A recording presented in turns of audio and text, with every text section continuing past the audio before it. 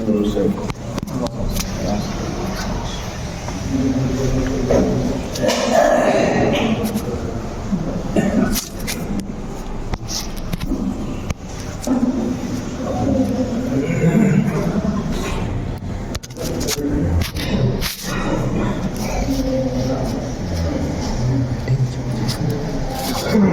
لله نحمده ونستعينه ونستغفره ونؤمن به ونتوكل عليه ونعوذ بالله من شرور أنفسنا ومن سيئات أعمالنا من يهده الله فلا مضل له ومن يضلل فلا هادي له وأشهد أن لا إله إلا الله وحده لا شريك له وأشهد أن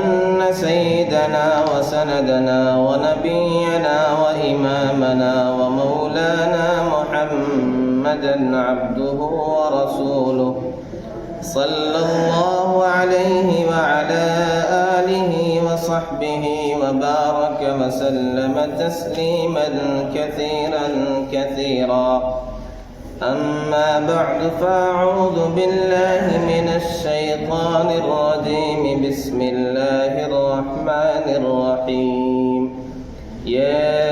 أيها الذين آمنوا كتب عليكم الصيام كما كتب على الذين من قبلكم لعلكم تتقون صدق الله العظيم.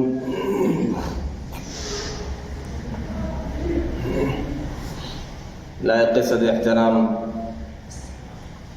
بزرگوں اور دوستوں،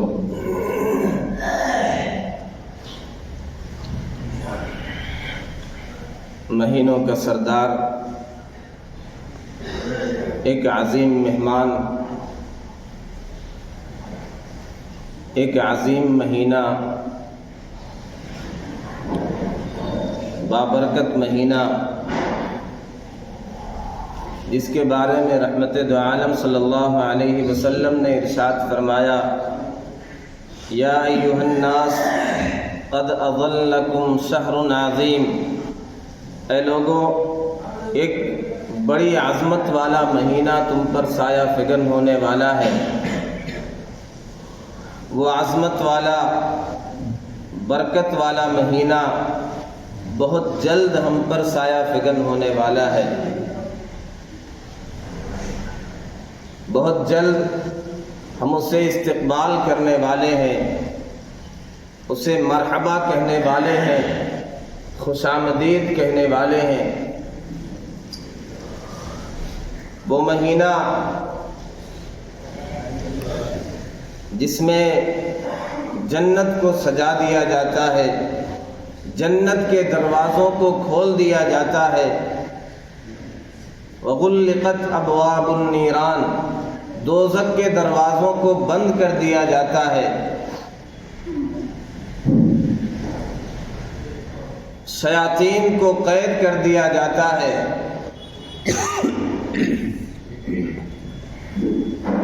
اس لیے کہ خاص اللہ کی رحمتیں متوجہ ہیں۔ اب گناہوں اور معصیت سے توبہ کر کے، غلط کاموں کو چھوڑ کر کے جنت کے بازار کی طرف چلنا ہے۔ دوزخ کا بازار اب بند کر دیا گیا۔ اب وہ ساری حرکتیں، وہ ساری برائیاں، وہ سارے گناہ، وہ سارے جرائم چھوڑ کر کے اس راستے پر چلنا ہے۔ اس راستے پر تو بہرحال کبھی نہیں چلنا ہے، لیکن ایسے اسباب، ایسے ماحول فراہم کر دیے گئے کہ اب بھی اگر کوئی اس راستے پر جاتا ہے، شیطان قید کیا جا چکا، دوزخ کو بند کیا جا چکا، اس کے دروازوں کو بند کیا جا چکا، اب بھی کوئی جاتا ہے، فما اصبرهم علی النار، تو یہ دوزخ پر بڑا ڈھیٹ ہے۔ جیسے لاک ڈاؤن میں ہم نے دیکھا کہ مارکیٹیں بند کر دی گئی، اب یہ کہہ دیا گیا تمہیں بازار میں جانا تو دور کی بات ہے، گھر سے بھی نہیں نکلنا ہے، اپنے گھروں میں پڑے رہو، اسٹے ہوم اسٹے سیف، اپنے گھر میں رہو گے محفوظ رہو گے۔ بچے رہو گے۔ ایسے ہی دوزخ کے دروازوں کو بند کر کے، شیطان کو پابند سلاسل کر کے، بیڑیوں میں جکڑ کر کے یہ گویا کہہ دیا گیا کہ اب جھوٹ کا دروازہ بند کر دو، جھوٹ، سود، غیبت، فراڈ، زنا، شراب، سود، یہ سارے دروازے بند کر دو۔ اب گناہ کا تصور بھی نہیں ہونا چاہیے۔ اب یہ وہ مبارک مہینہ تم پر سایہ فگن ہو رہا ہے، اس ماہ مبارک میں تم داخل ہو رہے ہو جس میں تمہارے لیے حلال چیزیں بھی روک دی گئیں۔ جب کھانے پینے سے تمہیں روک دیا گیا، جو چیزیں 11 مہینے میں تمہارے لیے حلال تھیں اس پر پابندی لگا دی گئی، اس سے تم رک رہے ہو، تو جو پورے سال حرام تھے گناہ، اس سے تو بہرحال تمہیں اس مہینے میں رکنا چاہیے۔ قبل اس کے کہ وہ مبارک مہینہ ہمارے سروں پر سایہ فگن ہو، ہم اس کا استقبال کریں، اسے خوش آمدید کہیں، ہمیں اپنے آپ کو گناہوں سے پاک اور صاف کرنا ہے۔ ہم مجرم اور پاپی بن کے گناہوں کا بوجھ لیے ہوئے اس ماہ مبارک کا استقبال نہ کریں۔ ہم اس ماہ مبارک کا استقبال کریں اللہ کی طرف رجوع کر کے، توبہ کر کے، اپنے گناہوں سے پاک صاف ہو کر کے، تلاوت کی کثرت کر کے، نمازوں اور نوافل کی کثرت کر کے، صدقہ خیرات میں اضافہ کر کے، یہ نیکیاں بڑھا کر کے اس ماہ مبارک کا استقبال کریں۔ زندگی کا کوئی بھروسہ نہیں، کب اللہ سے ملاقات کے لیے فرمان آ جائے، کب بلاوا آ جائے۔ معصیت میں زندگی گزارنا، غفلت میں زندگی گزارنا، گناہوں کا بوجھ لیے ہوئے اللہ کے دربار میں جانا، ہمیں اس سب سے ڈرنا چاہیے۔ ہمیں صحابہ جیسا اپنا دل بنانا چاہیے، اللہ کا خوف ہمارے دلوں میں پیدا ہونا چاہیے، جنت کا شوق ہمارے دلوں میں پیدا ہونا چاہیے کہ ہم اس حالت میں اللہ سے ملاقات کریں، ہم زندگی اس طرح گزاریں کہ ہمارے سروں پر گناہوں کا کوئی بوجھ نہ۔ اگر ہم سے کبھی گناہ ہو جائے، کوئی معصیت صادر ہو جائے، فوراً اللہ کی طرف رجوع کریں، توبہ کریں، اپنے رب کو منائیں، ندامت کے 2 آنسو بہائیں۔ ایک ایسا مسلمان ہے گناہ پر گناہ کرتا رہے، اسے سکون بھی ملتا رہے، چین کے ساتھ زندگی بسر کر رہا ہے۔ مسلمان تو وہ ہوتا ہے کہ اگر گناہ کبھی صادر ہو گیا، اس کی نیندیں اچاٹ ہو جائیں، اس کا جینا دشوار ہو جائے، کھانا پینا اچھا نہ لگے، راحت چھن جائے، جیسے صحابہ کرام رضوان اللہ علیہم اجمعین کی زندگیاں تھیں۔ کتنے واقعات ہیں صحابہ کرام رضوان اللہ علیہم اجمعین کے، کیسے پاکیزہ دل تھے ان کے، کتنی پاک صاف زندگی ان کی تھی۔ بہرحال انسان تھے، کل بنی آدم خطاء، ہر بنی آدم، ہر انسان خطا کار ہے، غلطیاں ہو جاتی ہیں، گناہ سرزد ہو جاتے ہیں۔ وَخَيْرُ الْخَطَّائِينَ التَّوَّابُ، بہترین خطا کار اور اچھے گنہگار وہ ہیں جو توبہ کر لیں، توبہ کر لیا، ندامت ہو گئی، التائب من الذنب کمن لا ذنب لہ، توبہ کر لیا گویا کوئی گناہ ہے ہی نہیں۔ 2 واقعات صحابہ کرام رضوان اللہ علیہم اجمعین کے، انہیں سامنے رکھیں اور اپنی زندگیوں کا جائزہ لیں، ہم کس طرح زندگی گزار رہے ہیں اور ماہ رمضان میں بھی کس طرح داخل ہو جاتے ہیں، اس مہینے کا بھی اسی حالت میں استقبال کرتے ہیں۔ سیدنا ماعز بن مالک اسلمی رضی اللہ تعالی عنہ رحمت دو عالم صلی اللہ علیہ وسلم کی مجلس لگی ہوئی ہے، صحابہ موجود ہیں، یہ تشریف لائے اور کہا واللہ انی زنیت فطہرنی یا رسول اللہ، اے اللہ کے رسول صلی اللہ علیہ وسلم مجھ سے زنا صادر ہو گیا، مجھے پاک صاف کر دیجیے، میں اس حالت میں زندگی نہیں گزار سکتا، میں گناہوں سے پاک صاف ہونا چاہتا ہوں، میں پاکیزہ زندگی گزارنا چاہتا ہوں، اللہ سے اس حال میں ملنا چاہتا ہوں، گناہوں کا بوجھ نہ ہو۔ رحمت دو عالم صلی اللہ علیہ وسلم نے چہرہ پھیر لیا، ادھر سے آگے یا رسول اللہ انی زنیت فطہرنی، آپ نے ادھر چہرہ پھیر لیا، پھر ادھر سے آگے انی زنیت فطہرنی یا رسول اللہ، اللہ کے رسول مجھ سے زنا ہو گیا، مجھے پاک کر دیجئے۔ رحمت دو عالم صلی اللہ علیہ وسلم کسی کے سزا کے حریص نہیں تھے، کسی کے در پہ آزار نہیں رہا کرتے تھے کہ موقع مل گیا تو اب سزا دی جائے۔ آپ کی حالت تو وہ تھی جو قرآن نے بیان کی، لقد جاءکم رسول من انفسکم عزیز علیہ ما عنتم حریص علیکم بالمؤمنین رؤوف الرحیم، رؤوف الرحیم تھے، مسلمانوں کی تکلیفیں آپ پر شاق گزرتی تھی، مسلمان پریشان ہو آپ پریشان ہو جایا کرتے تھے، آپ کسی طرح چاہ رہے ہیں کہ یہ واپس ہو جائیں اپنا معاملہ رب کے حوالے، توبہ استغفار کریں۔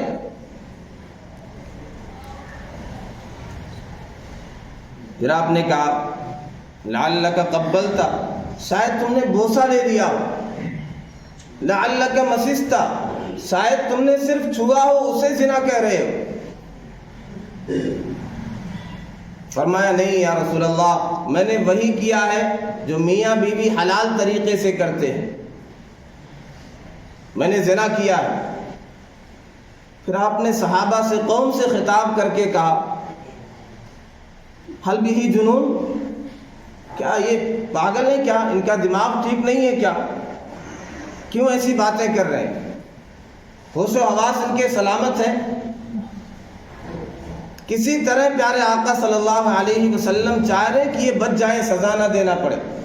اور انہیں بھی احساس ہے، پتہ ہے کہ اس کی سزا کیا ہے، پتھروں سے مار مار کر ہلاک کر دیا جائے گا، سنگسار کیا جائے گا، لیکن بس ایک دھن ہے، ایک جنت کا شوق ہے، دوزخ کی سزا کا خوف ہے، اللہ کے سامنے حاضری اور پیشی کا ایک ڈر ہے، وہ غالب ہے، وہ ستا رہا، یہاں کی سزا قبول ہے، پاکیزہ زندگی گزار کر کے گناہوں سے پاک صاف ہو کر کے رب سے میں ملنا چاہتا ہوں، چاہے جو سزا منظور ہو۔ بلاخر رحمت دو عالم صلی اللہ علیہ وسلم نے جب دیکھا حق واضح ہو گیا، کوئی شک شبہ نہیں رہ گیا، آپ نے فیصلہ کر دیا ان پر حد جاری کی جائے، سنگسار کیا گیا، انتقال ہو گیا۔ صحابہ میں دو طرح کے لوگ، مادح اور قادح، کچھ تعریفیں کر رہے ہیں، کیا سچی پکی توبہ کی، کیا خوف خدا ہے، کچھ نے کہا کہ عجیب بندہ ہے، زنا سرزد ہو گیا۔ نبی اکرم صلی اللہ علیہ وسلم نے ارشاد فرمایا اس کے لیے استغفار کرو، واللہ لقد تاب توبۃ لو قسمت بین امت لوسعتہم، ایسی سچی پکی توبہ کی ہے، ایسے اللہ سے معافی مانگی ہے کہ اگر ایک جماعت ایک امت کے درمیان وہ توبہ تقسیم کر دی جائے سب کے لیے کافی ہو جائے، ایسی سچی توبہ کی۔ یہ صحابہ کرام رضوان اللہ علیہم اجمعین کی حالت تھی، اور وہ جن سے غلطیاں ہو گئی، گناہ سرزد ہو گئے، جو متقی حضرات تھے ان کے دلوں کا کیا مقام ہوگا جب ان کی ایسی توبہ ہے، ایسے اللہ سے تعلق ہے، ایسے گناہوں سے نفرت ہے کہ ایسی توبہ کی ایک جماعت ایک امت میں تقسیم کر دی جائے کافی ہو جائے۔ ہم سے صبح شام گناہ ہوتے رہتے ہیں، زندگی معصیت میں گزر رہی ہے، 40 سال عمر عزیزت گزشت، مزاج تو از حال طفلی نگشت، وہی زندگی 40 سال اس سے زیادہ گزر گئے، معصیت میں، غفلت میں، گناہوں میں، بغاوت میں، سرکشی میں گزر رہی، کوئی فکر نہیں، کوئی پرواہ نہیں۔ توبہ کریں، استغفار کریں، اللہ کی طرف رجوع کریں۔ اس سے زیادہ عجیب معاملہ امراۃ الغامدیہ، ایک خاتون صحابیہ رضی اللہ عنہا، وہ نبی اکرم صلی اللہ علیہ وسلم کے دربار میں آئی، انہوں نے کہا انی لحبلی من الزنا فطہرنی یا رسول اللہ، یا رسول اللہ مجھ سے زنا ہو گیا ہے، میں حاملہ ہوں زنا سے، مجھے پاک کر دیجیے، میرے گناہوں کو دھو دیجیے۔ نبی اکرم صلی اللہ علیہ وسلم نے اعراض کیا، کسی طرح یہ مکر جائے اپنے قول سے یا واپس ہو جائے، لیکن امراۃ الغامدیہ نے کہا یا رسول اللہ آپ یہ چاہتے ہیں جیسے آپ نے ان کے بارے میں کہا میں لوٹ جاؤں؟ نہیں، میں اس طرح زندگی نہیں گزارنا چاہتی، میں پاکیزہ زندگی گزارنا چاہتی ہوں، اپنے رب سے پاک صاف ہو کر کے ملاقات کرنا چاہتی ہوں۔ نبی اکرم صلی اللہ علیہ وسلم نے ارشاد فرمایا یہ جو بچہ ہے اس کا تو کوئی قصور نہیں، جاؤ جب ولادت ہو جائے، جب وضع حمل ہو جائے پھر آنا میرے پاس۔ آپ نے کوئی نگران نہیں لگایا کہ تعاقب میں رہنا، پیچھے رہنا، نگرانی کرنا، جیسے ہی 9 مہینہ پورا ہو جائے، ولادت ہو جائے، پکڑ کے لے کر کے آنا۔ یہ آپ کی رحمت ہے، آپ یہ چاہ رہے کسی طرح سزا نہ ملے، ان کا معاملہ رب کے حوالے رہے۔ لیکن 9 مہینے گزر گئے، ایک لمحے کے لیے گناہ نہیں بھولیں کہ میں اس طرح اپنے رب سے ملاقات کرنا نہیں چاہتی ہوں، میں یہ گناہوں کا بوجھ لے کر کے رب کے دربار میں حاضر ہونا نہیں چاہتی ہوں۔ مسلمان نبی کا غلام اس طرح زندگی گزارے، معصیت کا بوجھ ہو سر پر، توبہ کی فکر نہ ہو، یا 9 مہینے نہیں بھولی گناہ کو اپنے، ابھی فکر ہے یا رسول اللہ مجھے پاکیزہ کر دیجئے، مجھے پاک کر دیجئے۔ صبح گناہ کرتے ہیں، شام کو بھول جاتے ہیں، شام کو گناہ کرتے ہیں، صبح بھول جاتے ہیں۔ کتنے گناہ، کتنے جرائم کر کے ہم بھولے بیٹھے ہیں، نہ کوئی توبہ ہے، نہ رب کے سامنے رونا ہے، نہ استغفار ہے، نہ اللہ کی طرف رجوع ہے، نہ کوئی ندامت و شرمندگی ہے، معصیت میں پوری زندگی گزر رہی۔ ولادت ہو گئی، بچے کو لے کر کے آ گئی، یا رسول اللہ یہ ولادت ہوئی، یہ بچہ ہے، اب مجھے سزا دیجئے، مجھے پاک کر دیجئے۔ رحمت دو عالم صلی اللہ علیہ وسلم نے ارشاد فرمایا لے کر جاؤ یہاں تک کہ مدت رضاعت پوری ہو جائے، 2 سال دودھ پلاؤ۔ واپس گئی، 2 سال تک مدت رضاعت مکمل کی، اب بھی اپنے وعدے سے نہیں مکری، وہ خیال ہے، وہ پرواہ ہے کہ نہیں گناہوں کا بوجھ لے کر کے نہیں جانا، اس طرح زندگی نہیں گزارنا۔ ہمیں احساس ہی نہیں کتنا اللہ کی بغاوت، اللہ کی نافرمانی، گناہ کرنا کتنا بڑا جرم ہے۔ نمازیں چھوڑنا، جھوٹ، فراڈ، غیبت، شراب، سود، کیا کیا گناہ نہیں، لیکن ہمیں احساس نہیں ہے کہ ہم اللہ کی کتنی بڑی نافرمانی کر رہے ہیں، کیسے کیسے جرائم کر رہے ہیں۔ ہم یہ بھول جاتے ہیں کہ رب کے یہاں پکڑ ہوگی، ہر عمل کے بارے میں سوال ہوگا، ہر نعمت کے بارے میں جواب دینا پڑے گا۔ 2 سال رضاعت کے پورے ہو گئے، بچے کو لے کر کے آئیں اور ایک دلیل، روٹی کا ٹکڑا اس کے ہاتھ میں، وہ کھا رہا بچہ۔ یا رسول اللہ یہ کھانے کے قابل ہو گیا،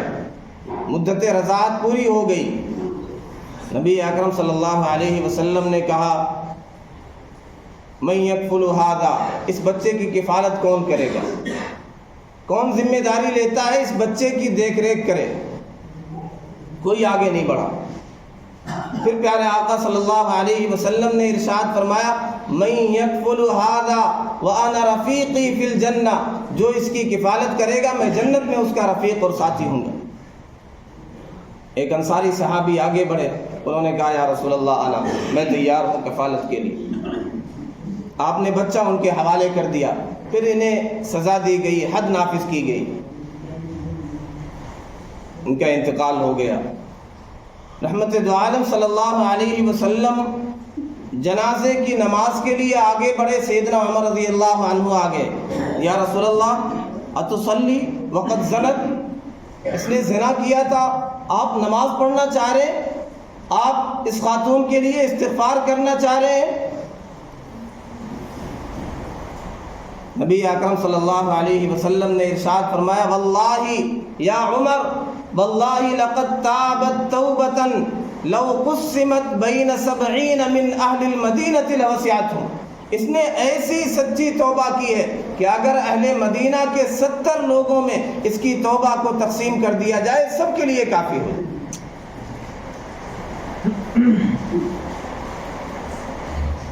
یہ زندگی تھی، یہ پاکیزہ دل تھے، اور نبی اکرم صلی اللہ علیہ وسلم نے ارشاد فرمایا جنت کی نہروں میں ٹہل رہے ہیں، جنت میں گھوم رہے ہیں۔ ماعز اسلمی اور امرات الغامدیہ، یہ گناہوں سے پاک صاف ہو کر کے رب سے ملاقات کرنا، یہ مزاج ہونا چاہیے جو صحابہ کرام رضوان اللہ علیہم اجمعین کا مزاج تھا۔ اس لیے اس ماہ مبارک کے آنے سے پہلے ہمیں یہ پیغام دے دیا گیا شعبان کے مہینے میں ابھی سے روزہ رکھنا شروع کر دو، ابھی سے تلاوت کی کثرت میں لگ جاؤ، ابھی سے صدقہ خیرات میں اضافہ کر دو۔ جب ماہ رمضان آئے، جب یہ مبارک مہینہ آئے تو اس طرح استقبال کرو کہ گناہوں سے پاک صاف ہو، عبادتوں میں کثرت ہو، پہلے سے اللہ کی رحمتیں تمہاری طرف متوجہ ہو۔ پھر یہ مہینہ آئے گا تو رحمتوں کی برسات ہوگی، چاہے اللہ کے حقوق میں کوتاہی ہوئی، چاہے بندوں کے حقوق میں کوتاہی ہوئی، اس حال میں ہمیں دنیا سے نہیں جانا، اس حال میں ہمیں اس ماہ مبارک کا استقبال نہیں کرنا، نہیں توبہ کر کے اللہ کی طرف رجوع کر کے گناہوں سے پاک صاف اس طرح زندگی گزارنا۔ رحمت دو عالم صلی اللہ علیہ وسلم کی زندگی دیکھیں، آپ خود آخری وقت میں وفات سے 1-2 دن پہلے اعلان کر رہے ہیں کہ میں نے جسے شتمتہ او آذیتہ، میں نے جسے گالی دی ہو، کسی کو تکلیف پہنچائی ہو، کسی کو مارا ہو، آج آئے مجھ سے بدلہ لے لیں۔ آپ معصوم ہیں، تصور نہیں گناہوں کا، اس کے باوجود یہ فکر ہے، آپ یہ کہہ رہے ہیں نہیں اس طرح میں دنیا سے جانا نہیں چاہتا۔ ہماری بھی یہ حالت ہو، ہر مسلمان کی یہ سوچ ہو، یہ حالت ہو کہ گناہوں کا بوجھ لے کر کے مجھے زندگی نہیں گزارنا، معصیت کا انبار لے کر کے اس ماہ مبارک کا استقبال نہیں کرنا، نہیں اس ماہ مبارک کو مرحبا کہنا ہے گناہوں سے پاک صاف ہو کر کے، نیکیوں کا انبار لے کر کے۔ ہم سب یہ عزم کر لیں کہ انشاءاللہ اس ماہ مبارک کے آنے سے پہلے سارے گناہوں کو چھوڑنا، سارے گناہوں سے توبہ کرنا ہے، استغفار کرنا ہے، ندامت کے آنسو بہانا ہے، سنتوں کے مطابق پھر اپنی زندگی بنانا ہے، اپنا چہرہ بھی سنت کے مطابق، مسجدوں کو آباد کرنا ہے، جھوٹ، غیبت، حسد، سود، سارے گناہ چھوڑنا ہے، دنیا کی کوئی پرواہ نہیں، اللہ اس کے رسول کو راضی کرنا ہے۔ سیدنا ابو بکر صدیق رضی اللہ عنہ ہجرت کے موقع پر نبی اکرم صلی اللہ علیہ وسلم تشریف لائے، دوپہر کے وقت میں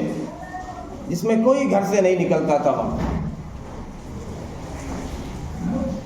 کھڑی دوپہر ہے،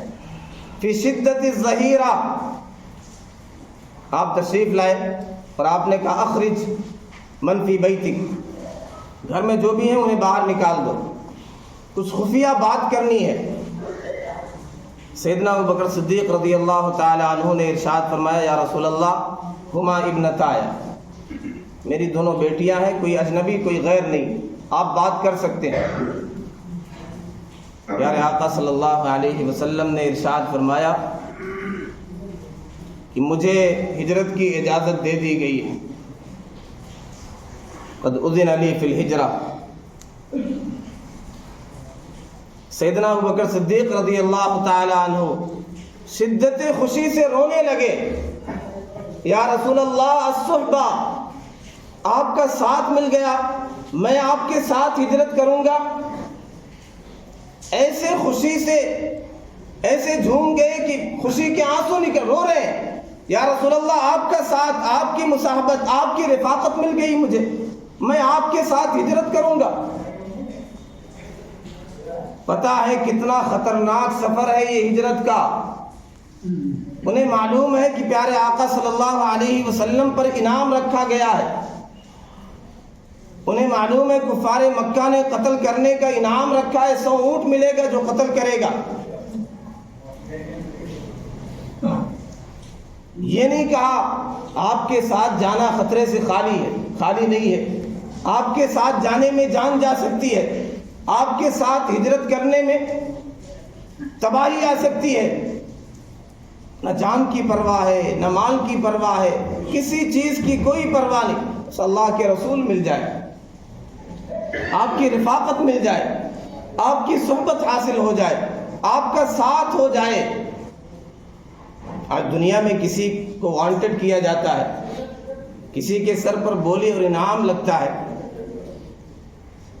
اپنے بھی الگ ہو جاتے ہیں، سارے تعلقات سارے رشتے توڑ لیتے ہیں، نہیں میرا کوئی کنیکشن نہیں تھا، کوئی یاری کوئی دوستی اس سے نہیں تھی۔ کیوں؟ اس کی جان پر بنائی ہے، اس کی جان پر خطرہ ہے، اسے کبھی بھی گرفتار کیا جا سکتا ہے، اس کا انکاؤنٹر ہو سکتا ہے، سارے کنارہ کش ہو جاتے ہیں، سارے تعلقات توڑ لیتے ہیں۔ یہ سیدنا ابو بکر صدیق رضی اللہ عنہ، ان کا عشق ہے، ان کی محبت، کسی کی کوئی پرواہ نہیں، جان جاتی ہے تو بلا سے جائے۔ اس پیارے آقا صلی اللہ علیہ وسلم کا ساتھ مل جائے، آپ کی رفاقت، آپ کی صحبت مل جائے، چاہے سب کچھ قربان کر کے ملے۔ خوشی سے رو رہے ہیں کہ آپ کی صحبت مجھے میسر آ گئی۔ ہم کیا کہتے، دنیا کیا کہے گی، کیا ہوگا، ماحول کیسا ہے، داڑھی رکھ لیں گے تو کیا ہوگا،